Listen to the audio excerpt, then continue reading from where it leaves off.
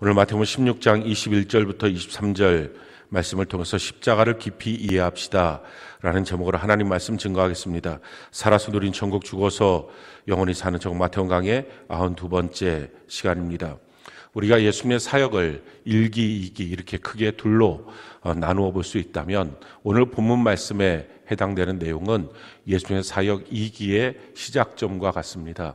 예수님의 사역의 1기는 참 메시아 되시고 또 참 우리의 구원자가 되시는 그 예수님이 어떤 분이신지를 보여주는 사역이 예수님의 사역의 1기입니다. 그래서 예수님이 천국 복음에 대해서 선포하시고 또 병자들을 고쳐주시고 귀신을 쫓아내시고 또 창녀와 세리와 죄인들의 친구가 되시는 그 모습을 통해서 예수님의 인격도, 예수님의 또 말씀도, 또 예수님이 어떤 분인지를 보여주는 내용이 그 일기에 해당되는 내용이라고 말할 수 있습니다.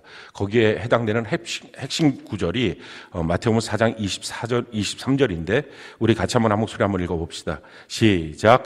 예수께서 온 갈릴리에 두루 다니사 그들의 회당에서 가르치시며 천국 복음을 전파하시며 백성 중에 모든 병과 모든 약한 것을 고치시니, 천국 복음을 전파하시고 또 백성 중에 모든 병과 모든 약한 것들을 고쳐주시는 우리의 참 메시아가 되시는 그 예수님이 어떤 분인지를 보여주고 있는 내용이 예수님의 사역 1기에 해당되는 내용입니다. 이 1기 사역의 열매, 그것이 우리가 지난주에 살펴봤던 베드로의 고백입니다. 마태복음 16장 16절 우리 같이 한 목소리 읽어봅시다. 시작. 시몬 베드로가 대답하여 이르되 주는 그리스도시요 살아계신 하나님의 아들이시니이다. 지금 베드로가 그 예수님의 삶을 보면서 또 예수님의 말씀을 들으면서 또 예수님께서 행하시는 그 능력들을 보면서 예수님이 나에게 어떤 분인지를 고백합니다. 예수님 나의 주인이십니다. 이렇게 고백하죠. 주인이라는 말은 나를 책임져 주시는 분이라 하는 뜻입니다. 나를 책임져 주시는 분이 계신다 하는 거예요. 그러니까 우리가 우리 뜻대로 살아갈 이유가 없는 것입니다. 내가 나를 위해서 살아갈 필요도 없는 것입니다. 게다가 그분은 나의 죄와 저주와 가난과 질병을 짊어지시고 나를 위해서 죽으셔서 여기서부터 나를 해방시키신 나를 사랑하시는 분이십니다. 그리고 그분은 살아계신 하나님이십니다. 완전하신 이 예수님, 그분이 나의 주인이 되시니까 나를 책임져 주시니까 내가 이 땅을 살아갈 때 염려도 걱정도 근심도 두려움도 없습니다 하는 고백을 하는 것입니다. 지금 그 고백을 하는 이유는 예수님이 어떤 분이신지를 쭉 살펴보고 자기가 믿게 돼서 그 결과로 내가 예수님을 이렇게 믿습니다, 이렇게 고백을 하는 거죠. 이 믿음의 고백이라고 하는 것이 참 귀합니다. 왜냐하면 이 믿음의 고백이 그에게 구원을 주기 때문에 그렇습니다. 성경은 우리에게 이와 같이 말합니다. 로마서 10장 9절로 10절 우리 같이 한번 목소리 읽어볼까요? 시작. 내가 만일 내 입으로 예수를 주로 시인하며 또 하나님께서 그를 죽은 자 가운데서 살리신 것을 내 마음에 믿으면 구원을 받으리라. 사람이 마음으로 믿어 의에 이르고 입으로 시인하여 구원에 이르느니라. 우리가 교회를 나오는 이유, 또 예수를 믿는 이유 다 구원받기 위해서입니다. 우리가 교회를 나와서 하나님의 위로도 받기도 하고 또 복을 받기도 하고 또 병이 걸렸을 때 치료를 받기도 하는, 또 귀신이 들렸을 때 귀신이 쫓겨나가는 그 놀라운 은혜들을 우리가 경험을 하죠. 그러나 사실은 그것이 목적이 아니라 우리가 구원받는 것이 목적입니다. 성경은 우리에게 이와 같이 말합니다. 베드로전서 1장 9절 우리 같이 한번 목소리 읽어볼까요? 시작. 믿음의 결국 곧 영혼의 구원을 받음이라. 우리가 교회에 나오는 이유, 신앙생활을 하는 이유, 구원받기 위해서입니다. 그러니까 어느 때는 내 앞에 지금 이 산적한 문제가 있는데, 내 삶에 지금 이런 문제가 있는데 왜 예수님은 이것에 대해서 모른 척 하실까? 모른 척 하지 않으시죠. 그거 해결해 주십니다. 근데 문제는 그것보다 더 시급한 내 문제가 있는 거예요. 그게 바로 구원이에요. 구원을 받지 못한 상태에서 복을 받는다는 것, 이거 얼마나 위험합니까? 구원을 받지 못한 상태에서 건강해지고 치료받는다는 것, 이건 너무 위험합니다. 그 또한 우리가 구원을 받지 못했는데 또 위로를 받는다는 것, 구원은 없이 이 땅에 사는 동안 마음의 위로를 받는다는 것, 이건 참 참혹한 것입니다. 그러니까 예수님께서는 우리 인생에 지금 산적한 문제보다 더 중요한 것, 반드시 너가 먼저 구원을 받아야 돼. 우리 신앙의 목적이 뭐냐? 그게 바로 구원이야 라고 말씀하시면서 구원을 주시기 위해서 이 땅에 오신 것입니다. 우리의 믿음의 고백을 통해서 예수님 나의 주인이시고 나의 구원자가 되시고 살아계신 하나님이다. 이 믿음의 진실한 고백을 통해서 우리가 구원을 받게 되는 거죠. 그래서 예수의 사역, 예수님이 어떤 분이신지 우리가 알게 됐을 때 주님이 원하시는 것, 우리가 이런 믿음의 고백을 하고 구원을 받는 것입니다. 자, 그렇다면 왜 구원을 받아야 합니까?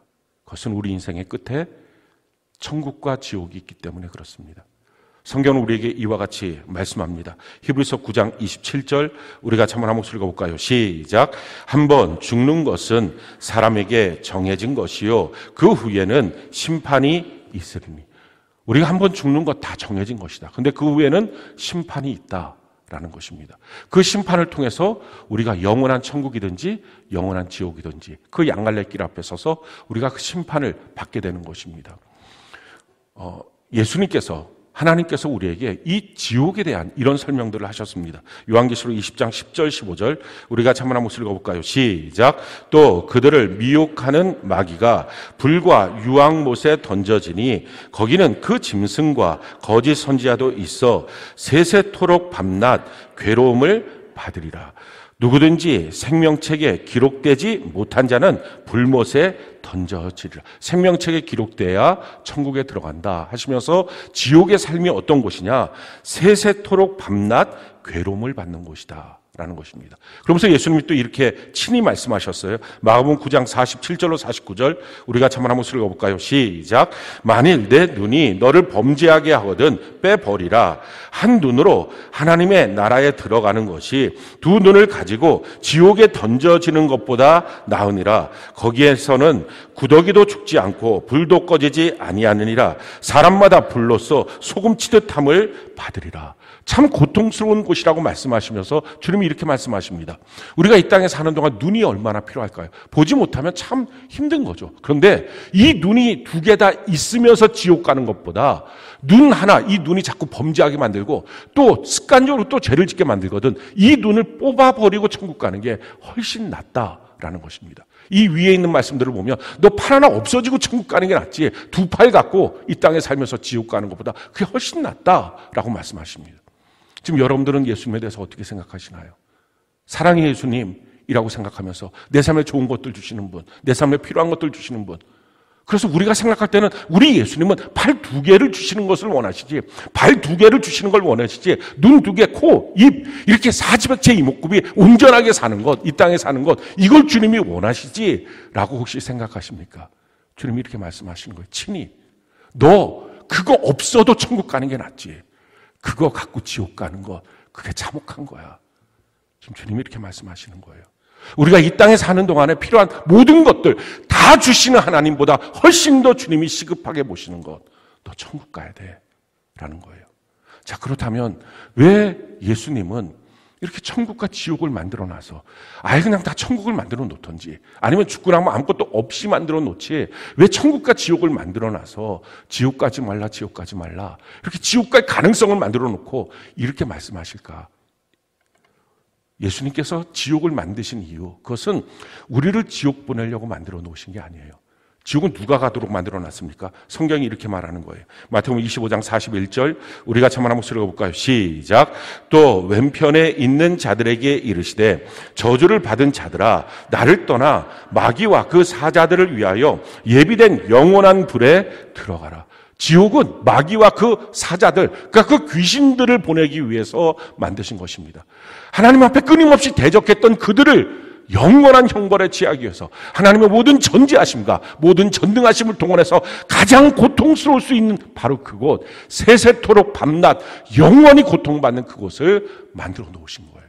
사람 보고 가라고 만들어 놓으신 게 아닙니다. 근데 문제는 뭐예요?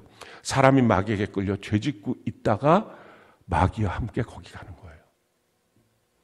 그러니까 이 땅에 사는 동안 우리가 가장 중요한 건 뭐예요? 이렇게 죄짓고 마귀에게 끌려다니면서 결국은 이 땅을 살다가 지옥 가는 인생이 아니라 천국 가는 삶으로 바뀌어야 된다는 것입니다. 우리가 가야 될 곳은 어디입니까? 성경은 우리에게 이렇게 말씀하고 있어요. 마태복음 25장 34절 우리가 한번 목소리 읽어볼까요? 시작. 그때 임금이 그 오른편에 있는 자들에게 이르시되 내 아버지께 복 받을 자들이여 나와 창세로부터 너희를 위하여 예비된 나라를 상속받으라. 자, 우리가 들어가야 될 영원한 천국을 주님이 예비하시고 거기 들어가야 된다 지금 말씀하시는 것입니다. 자, 그러면 우리가 어떻게 천국 들어가요? 다시 말씀드릴게요. 우리가 어떻게 구원을 받을 수 있어요? 우리가 신앙의 고백을 할 때 구원을 받는다고 말씀드렸어요. 그 신앙의 고백이라고 하는 것을 더 구체적으로 우리의 삶에 무엇을 어떻게 해야 되는지를 성경은 우리에게 풀어서 설명해 주고 있습니다. 가장 중요한 첫 번째는요, 태어나야 돼요. 영적으로. 태어나지 않으면 못 가는 거예요. 그냥 육으로만 태어나 있으면 안 되는 거예요. 그래서 청교도들이 이런 말을 했어요. 한 번 태어나면 두 번 죽고, 두 번 태어나면 한 번 죽습니다. 한 번 어머니 뱃속에서 그냥 태어난 것, 이 태어난 것만 있으면 두 번 죽는다는 것.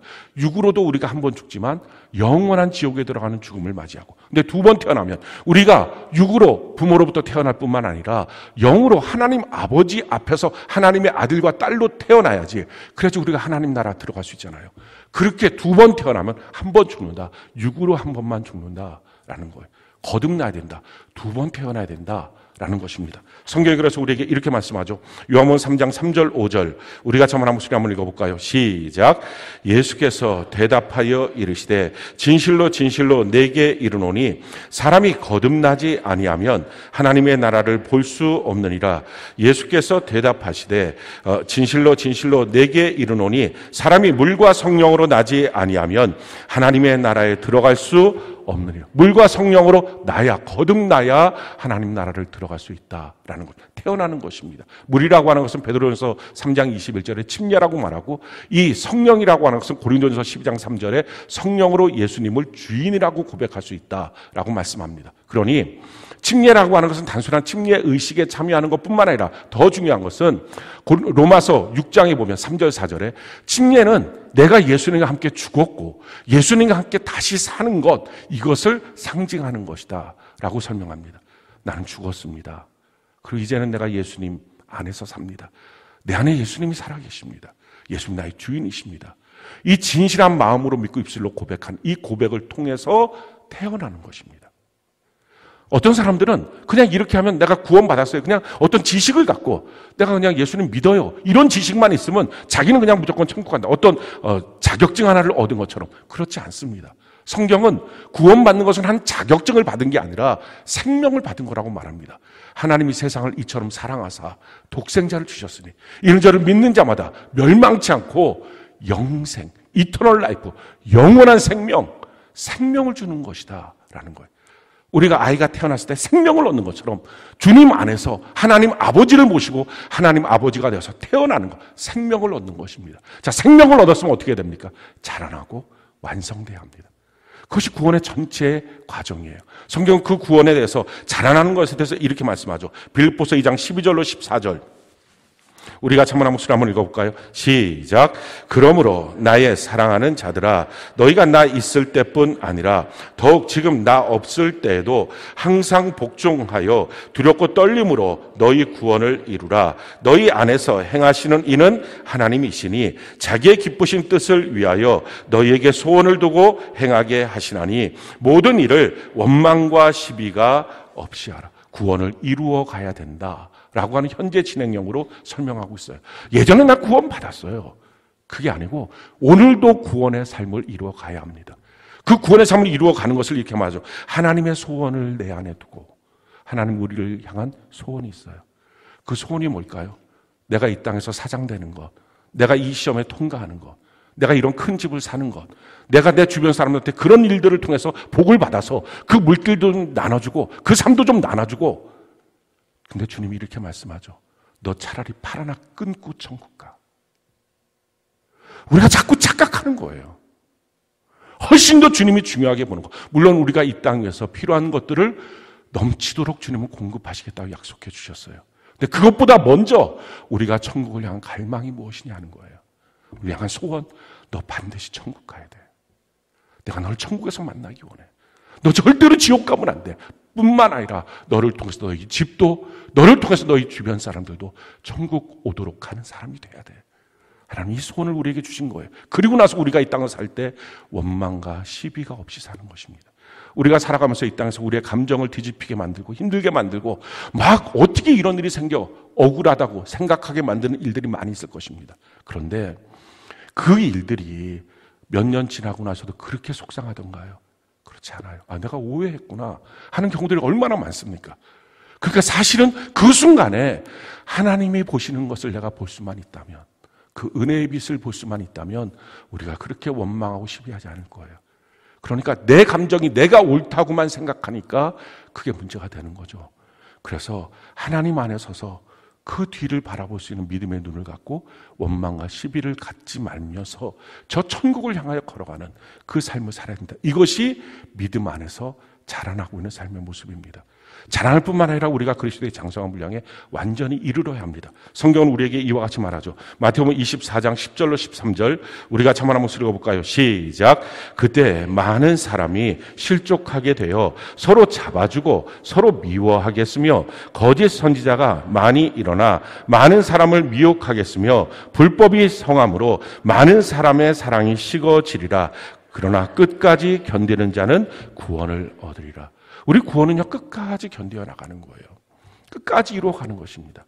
어제까지 믿었어요, 저는 작년까지 정말 잘 믿었어요. 무슨 소용이 있어요? 어제까지 이 사람 살고 있었다고요. 오늘 얘기는 뭐예요? 오늘 죽었다는 거예요.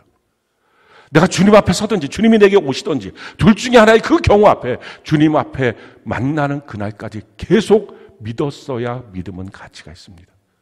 난 전번까지는 얼마나 내가 청년 시절에는 얼마나 내가 열심을 내면서 그렇게 믿었는지 몰라요. 막 성령의 은사도 받고 그런 일들이 있었어요. 그것이 과거형이 되면 지금은 죽은 거예요. 살아있는지 끝까지 견디는 것. 우리가 여기서 끝까지 견딘다고 할 때 뭐 어떡하든지 그냥 교회만 나오면 되고 어떡하든지 그냥 예수만 믿으면 되지. 그게 아니에요. 여기서 말하는 이 견딘다라는 것은 세상의 모든 풍파가 와도 그리스도인답게 우뚝 서 있습니다. 지금 이 고백인 거예요.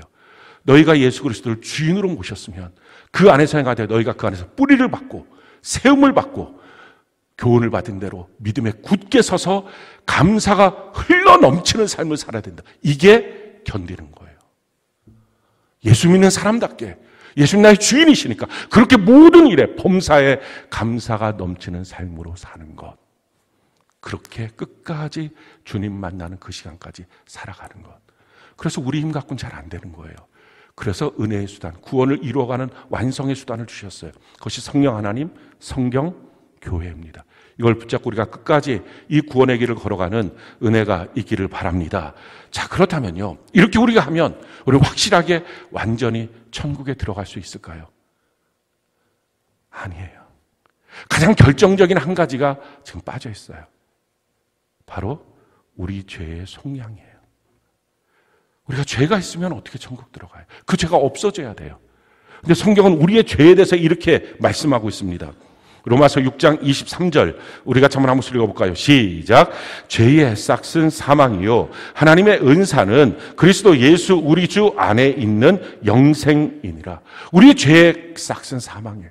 그러니까 우리는 죄 지었으면 내가 예수를 믿는다고 막 고백을, 물론 그런 고백이 잘 안 나오겠지만 막 고백을 하고 신앙생활 열심히 한다고 그러고 뭐 어떻게든지 열심히 해도 그냥 사망이에요. 그냥 지옥이에요. 이 죄의 문제가 처리돼야만 해요. 근데 문제는 우리가 우리의 죄를 처리를 못 하잖아요. 왜냐하면 내가 처리하는 방법은 내가 죽는 거예요. 그냥 내가 지옥 가는 것이 처리의 방법이지 또 다른 방식이 없어요. 이 문제를 처리하기 위해서 하나님이 하신 게 뭡니까? 하나님이 자기 아들 예수 그리스도를 우리의 죄를 위해서 대신 죽이신 거예요.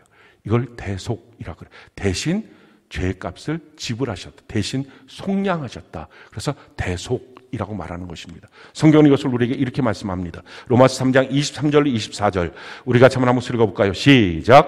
모든 사람이 죄를 범하였음에 하나님의 영광에 이르지 못하더니 그리스도 예수 안에 있는 속량으로 말미암아 하나님의 은혜로 값없이 의롭다 하심을 얻은 자 되었느니라. 모든 사람이 죄 때문에 하나님 앞에 설 수가 없었어요. 그런데 예수 그리스도의 속량의 은혜로 십자가의 죽으심을 통하여 우리가 다 하나님 앞에 죄의 용서를 받고 설 수 있는 기회를 주셨다라는 것입니다. 이 일은 오직 예수님만 하실 수 있는 거예요. 이 땅에 그 누구도 할 수 없어요.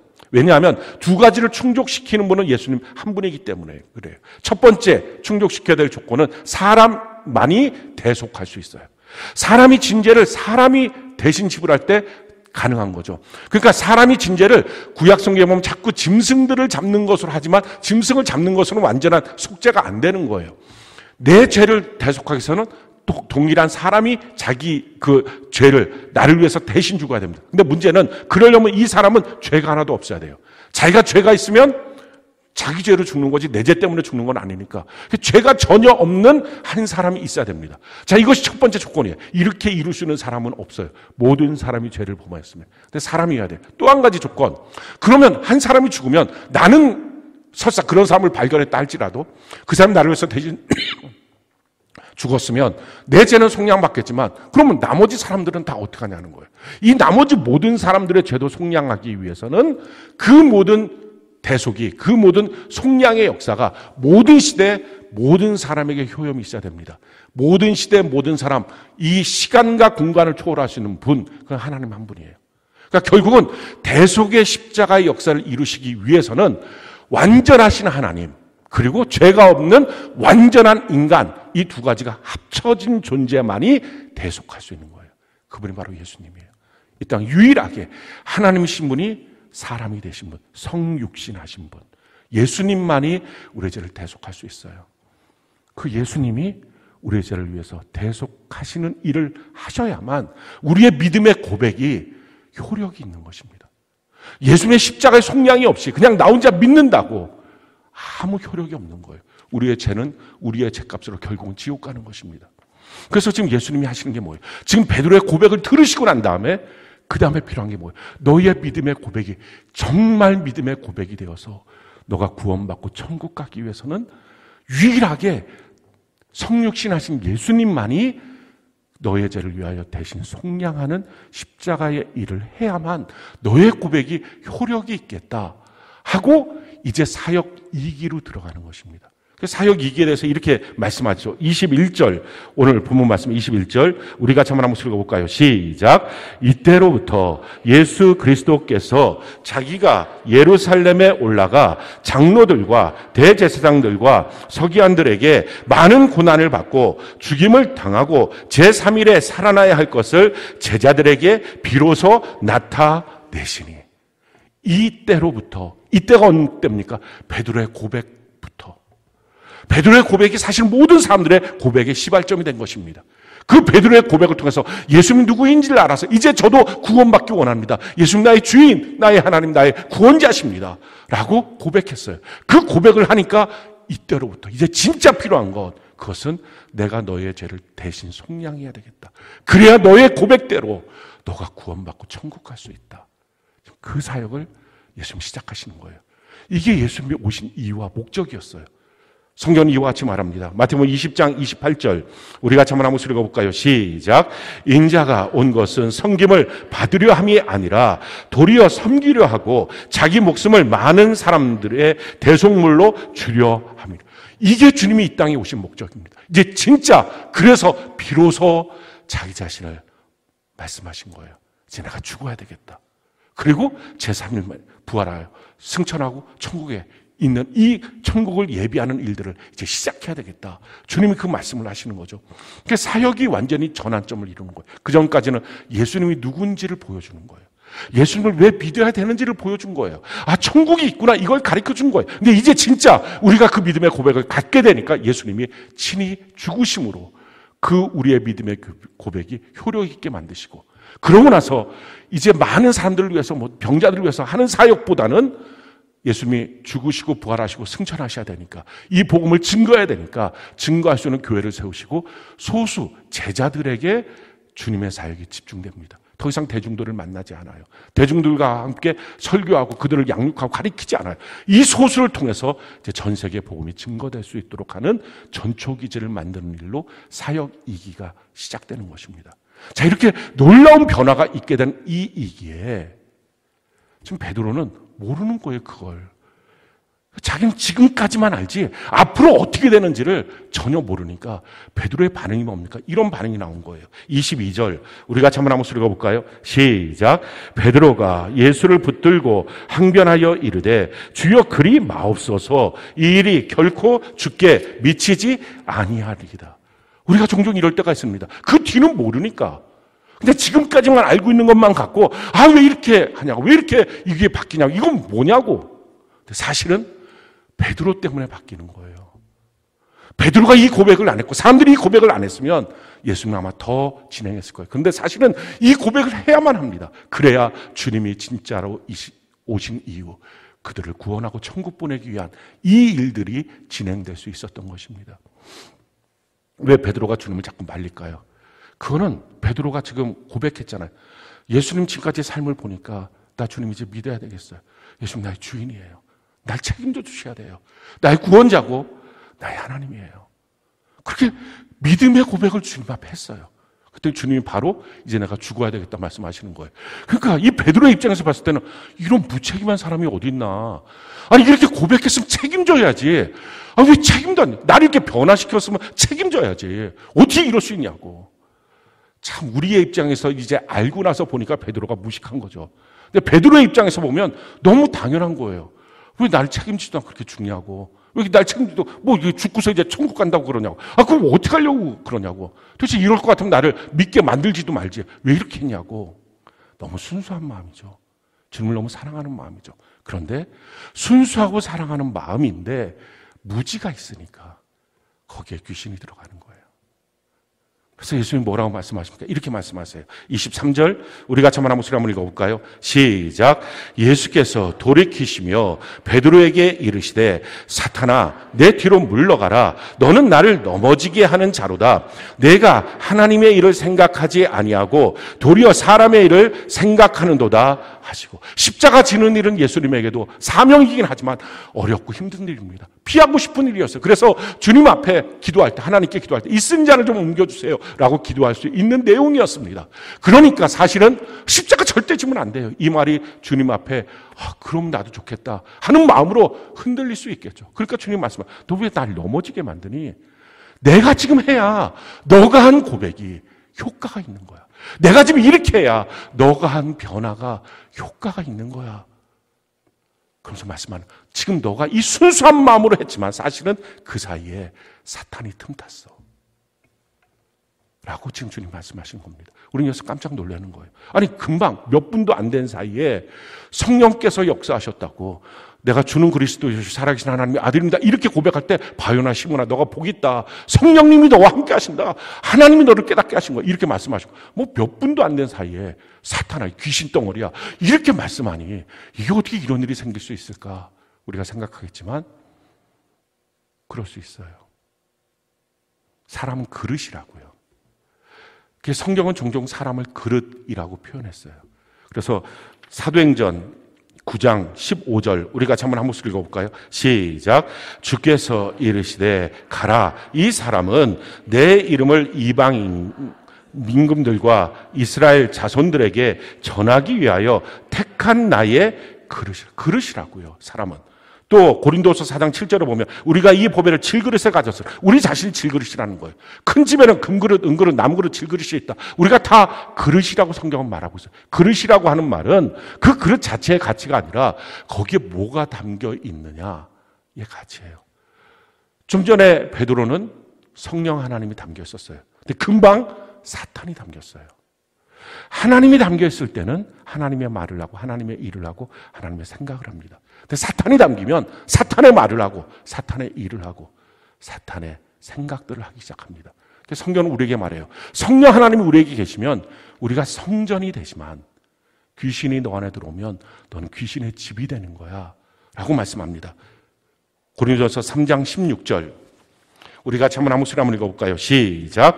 너희는 너희가 하나님의 성전인 것과 하나님의 성령이 너희 안에 계시는 것을 알지 못하느냐. 마태복음 12장 43절로 44절 같이 한 목소리 시작. 더러운 귀신이 사람에게서 나갔을 때에 물 없는 곳을 다니며 쉬기를 구하되 쉴 곳을 얻지 못하고 이에 이르되 내가 낳은 내 집으로 돌아가리라 하고 와보니 그 집이 비고 청소되고 술이 되었거늘. 그러니까 귀신은 우리 자신을 자기 집으로 하는 거예요. 귀신의 소굴로 하는 거예요. 성령 하나님이 우리 가운데 계시면 우리가 하나님의 성전이 되는 것입니다. 내가 누구를 내 안에 담고 있느냐 하는 게 중요해요. 사랑하는 성도 여러분, 지금 여러분들 안에는 영적인 진공 상태는 없으니까 성령 아니면 귀신이에요. 무엇을 담고 계십니까? 내가 하는 생각과 말과 일은 어떤 겁니까? 우리 평생에 하나님 앞에 성령 안에서 쓰임받기 위해서 꼭 그래서 경계해야 될 것, 내 안에 귀신이 들어오지 못하게, 마귀가 내 안에 역사하지 못하도록 분별해야 됩니다. 자, 그러면 언제 이 마귀가 들어와서, 이 귀신이 들어와서 자기 집으로 만들어 버릴까요? 우리가 베드로를 통해서 깨닫게 되는 것 세 가지가 있어요. 제일 첫 번째 깨닫게 되는 것은 교만할 때입니다. 어떤 사람들은 베드로가 칭찬받았다는 거죠. 지금 예수님 앞에, 야 바요나 시몬아, 너가 복이 있다. 내가 너의 그 믿음 위에 나의 교회를 세울 거야. 이렇게 살아생전 최고의 칭찬을 받아서 그래갖고 막 우쭐거릴 수 있었다라고 얘기를 해요. 근데 사실은 그럴 수도 있었겠죠. 그래서 어떤 분들이 옵니다. 칭찬 잘 안 합니다. 교만해질까 봐. 이런 얘기들을 해요. 근데 칭찬하고 교만하고는 별로 차원이 같은 차원이 아니에요. 칭찬해서 우쭐거릴 수는 있어요. 그리고 교만이 나타나는 형태 중에 한 가지가 우쭐거림이 있을 수는 있지만, 칭찬과 교만, 이건 완전히 차원이 달라요. 교만은 뭐냐면은 중심이 자기가 중심인 게 교만이에요.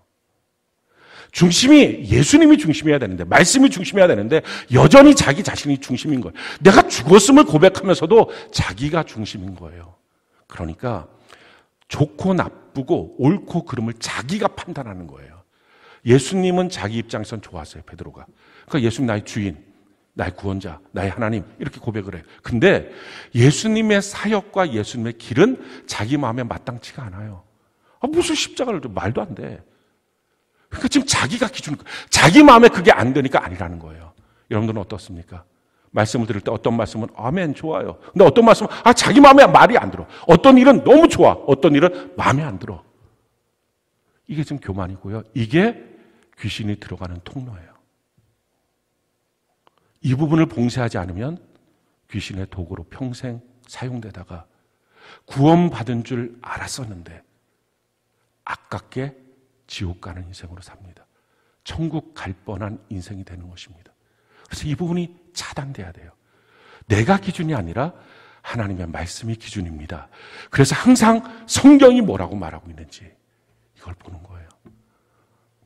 내가 내 마음에 좋다 나쁘다 이건 다 의미가 없어요. 이걸 여전히 자기가 교만하여 기준이 되어 있으면 귀신이 들어가는, 귀신이 자기의 집으로 삼는 문제가 되고, 그때 나오는 말들, 그때 하는 생각들, 이게 다 귀신의 것들이 돼서 자기도 무너지고 남도 무너뜨리는 일들이 됩니다.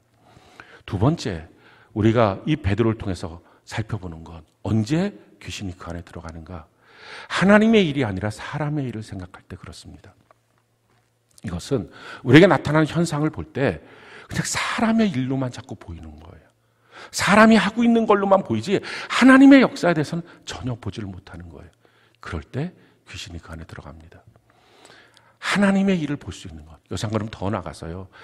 우리가 꼭 깨달아야 되는 것은 기독교가 들어가는 곳마다 사람의 인권에 대해서, 그 인격에 대해서 굉장히 높여주죠. 우리나라도 기독교가 오기 전까지는 참 노예제도도 있었고 여성들 같은 경우는 교육도 없었고, 근데 이게 기독교가 들어오면서부터 사람이 하나님이 창조하셨다, 진화 아니다, 창조하셨다, 이것 때문에 인격이 높아지고 한 사람 한 사람 예수 그리스도가 대신 죽으심으로 구속하신다, 이것 때문에 참 사람의 인격들이 높아지는 것입니다.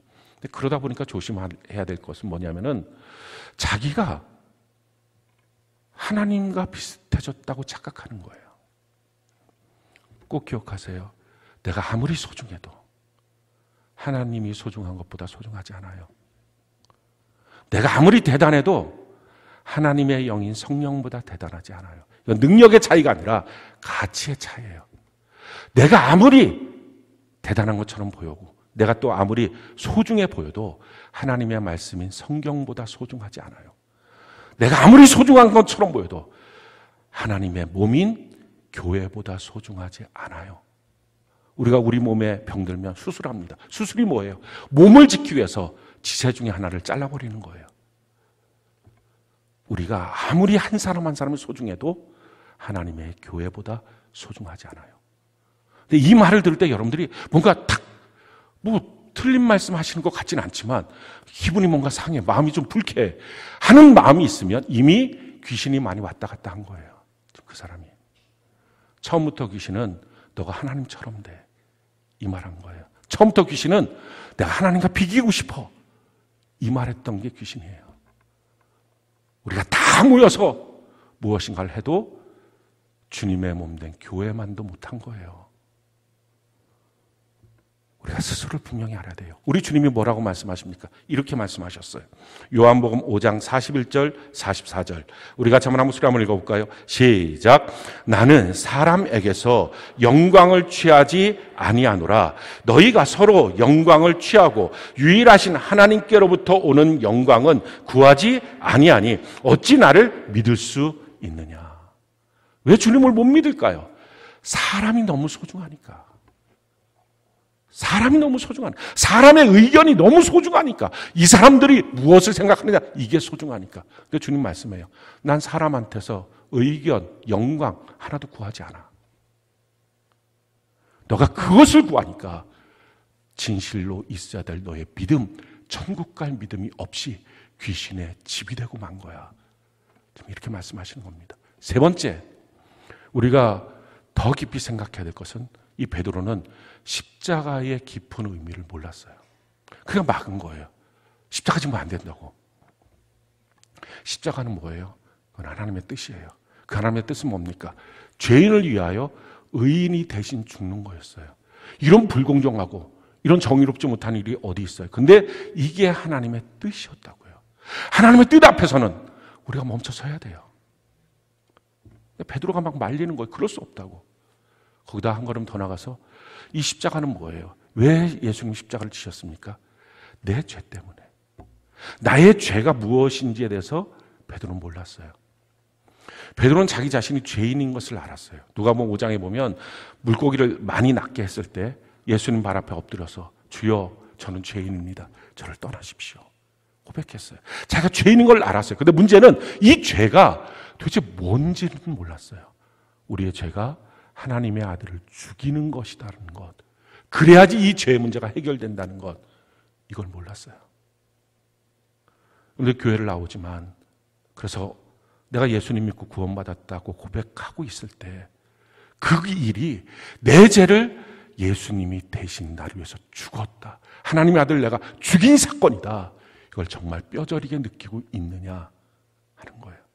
그걸 못 느끼니까 예수 믿는 일, 자기가 주일날 오는 것도 대단한 것처럼 착각해요. 십자가 앞에서 그것이 무슨 대단한 일입니까? 제가 하나님 앞에 헌금하고 11조 드리고 전도하고 봉사하고 이거 어마어마하게 큰 일을 하나님 앞에 하고 있는 것처럼 착각해요. 날 위하여 대신 죽으신, 내 죄를 짊어지고 죽으신 주님에 대해서 정말 믿고 있고 실감하고 있다면 그게 뭐 하나 손톱만큼이라도 내세울 뭐가 있어요. 우리가 정말 이걸 믿고 있는지. 베드로는 그걸 몰랐어요. 그 가치를 몰랐어요. 우리가 정말 예수님의 십자가를 믿는다면 아마 이렇게 우리가 살 것입니다. 우리 평생에 감사만 할 거예요. 나 같은 자를 위해서 죽으신 예수님 앞에. 그리고 겸손할 거예요. 어떻게 우리가 나대고 삽니까? 날 위해서. 나 때문에 하나님의 아들이 죽었는데. 그리고 죄에 대해서 미워하고 싫어하고 두려워할 거예요. 이 죄 때문에 예수님이 죽었어. 그 죄를 미워하고 싫어하고 죄 짓는 거에 대해서 쉽게 생각 못할 거예요. 그리고 누군가 나한테 죄를 졌을 때 쉽게 용납이 되고 용서가 될 거예요. 왜? 1만 달란트 빚진 사람이 100데나리온 빚진 것, 나한테 빚진 것 멱살 잡고 그 돈 내놔라. 그 1만 달란트 빚진 것 탕감받은 그 사람이 이거 못하는 것처럼. 그래서 성경은 말해요. 골로새 3장 13절에 누가 누구에게 불만이 있거든 서로 용납하고 용서해라. 그리스도께서 너희를 용서하신 것처럼 너희가 그렇게 용서해야 된다. 그 용서를 우리가 받았으니 우리 마음속에 무엇인가 응어리가 있고 우리 마음속에 불편한 마음들 있는 것 있다면 그게 귀신의 통로예요. 마귀가 마귀를 하는 것입니다. 사랑하는 성도 여러분, 우리 한 주간 동안 살아올 때 마음이 불편했던 것들 있습니까? 고민되고 염려되고 걱정되고 힘들었던 것들 있습니까? 우리의 생각이 좀 단순해졌으면 좋겠어요. 그 복잡한 틈을 타서 마귀가 우리 안에 들어와서 자기를 자기 집으로 만드는 거예요. 이제 우리의 마음을 단순화시켜서 나를 복잡하고 힘들게 만들었던 그 모든 것들이 그것 때문에 씨름하고 있으면 그게 천국 가는 자원이야? 그거 아니면 그냥 오늘 딱 끊어서 주님 앞에 맡기세요. 모르겠어요, 주님. 그냥 맡아주세요. 나는 주님 뜻대로 그냥 살게요. 그리고 나는 영원한 천국을 향하여 오늘도 달려갈게요. 이렇게 그냥 끊어서 주님께 그냥 맡기세요. 그거 갖고 씨름하지 마세요. 그리고 주님, 이것을 내가 잘 푸는 것을 원하신다면 풀 수 있는 지혜도 힘도 주세요. 주님 앞에 이렇게 기도하십시오. 대신 생각을 쓸데없이 복잡하게 하지 마십시오. 이게 천국과 관계 있는지 한번 점검해 보세요. 그리고 혹시 여러분들 마음속에 무엇인가 용납하지 못하고 용서하지 못하는 정말 100데나리온, 그거 멱살 잡고 있는 것. 100데나리온이 얼마인지 아십니까? 그게 1,000만 원이에요. 아마 여러분들 생각도 그 정도면 멱살 잡을만 하네, 이런 생각을 하시겠지만, 탕감받은 것 1만 달란트잖아요. 그 1만 달란트가 얼마인지 아십니까? 그게 100조예요. 100조를 용서받았어요. 근데 1,000만 원 갖고 아웅다웅, 이게 실감이 안 나니까. 용서받지 못했으니까. 정말 실감나고 있는지, 그거 이제 주님 앞에 내려놓고 우리가 단순하게 우리 평생에 주님 앞에 예배드릴 수 있고 천국 갈 수 있는 것만으로도 너무 감사한 사람이에요. 우리가 부를 찬양, 이제 이런 가사인데요. 내 모든 건 나의 생명까지 다 주님 앞에 드립니다. 주 임재 안에서 이제 내 영혼 자유에 내가 주의 거룩한 이름을 높이며 예배하리. 어린 양 찬양하리. 내 평생 그 하나로 충분해요. 어린 양 찬양하리. 내가 주의 임재 안에서. 이게 우리의 신앙의 길입니다. 우리 구원받은 우리들이 범사에 감사하고 교만하지 말고 그렇게 주님을 높이고 그렇게 우리 자신을 좀 경계하고 죄를 미워하고 용납하고 용서하면서 우리가 살아가는 우리 모두가 되기를 예수님 이름으로 축원합니다.